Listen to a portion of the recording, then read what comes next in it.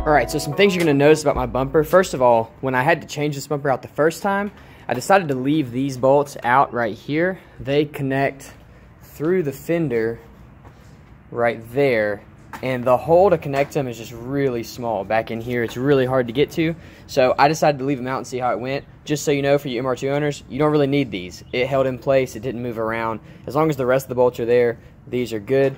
So I got rid of those, which made the bumper easier to take off. The lights that I'm using are just cheap Amazon lights. I will link some in the description, so if you need some turn signals, they're pretty good. They don't fit as well as stock, but they fit good enough. And then you'll see my lip busted. That's sad, but you know, it was cheap. And so anyway, all of my mounts are right up here at the top. So down the top of the bumper, we're all mounted. I didn't put the mounts in front of the headlights.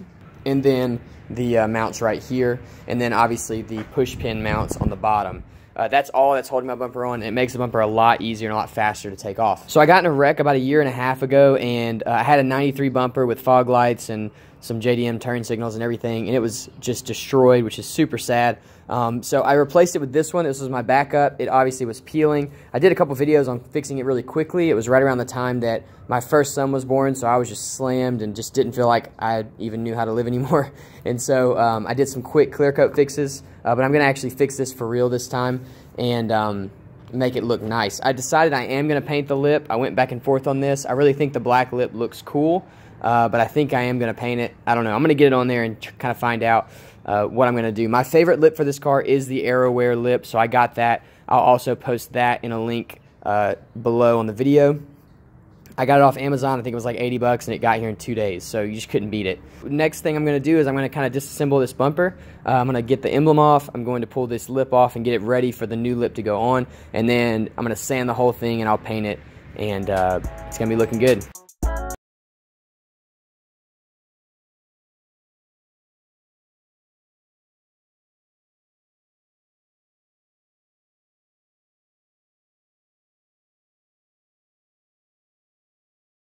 Choose the plastic, I guess because it's 27 years old, broke when I tried to loosen the screws, so I'm gonna have to do something different here. I don't know if I'll drill a hole and zip tie it, or I don't know. We'll have to get creative, but I don't think that's that big of a deal. These did fine, I think, because they had the metal support, but that's gonna be next. So this is the AeroWear style front lip off of Amazon. It's Amazon Prime, so it came in 2 days. And it seems like it's a really good material. The last one that I had was fiberglass, and it broke bad. As soon as I hit something, it just shattered. I zip tied it back together, and then I hit something else, so it shattered again. With low cars, it's kind of part of the job. The good thing about this is it's cheap. It's like 80 bucks, shipped to my house in 2 days, and that's a pretty good looking piece. The question is how well it's gonna fit. It also comes with some mounting hardware. Some mounting hardware right here that I'm gonna use to update the old rusty stuff. So let's see if it'll fit.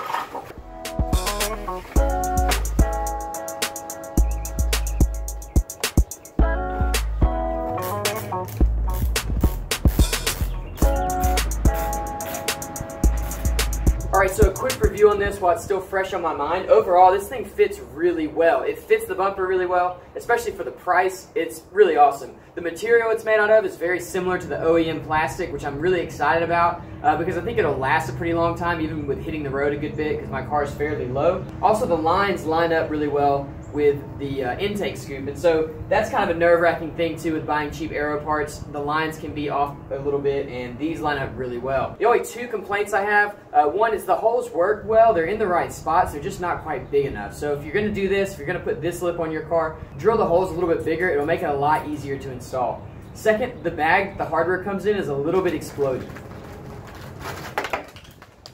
So I actually lost 2 bolts when the bag exploded, but I had some in my garage, so that's what I used.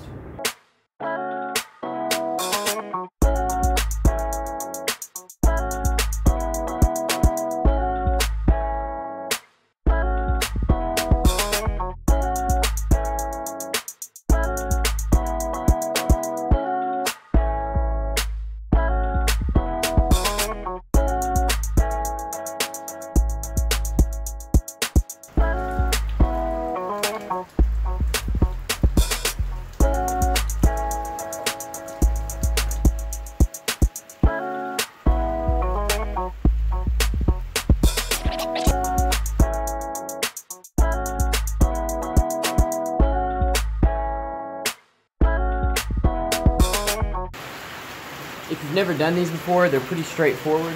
There's one screw right here that holds the biggest portion in. You just undo that.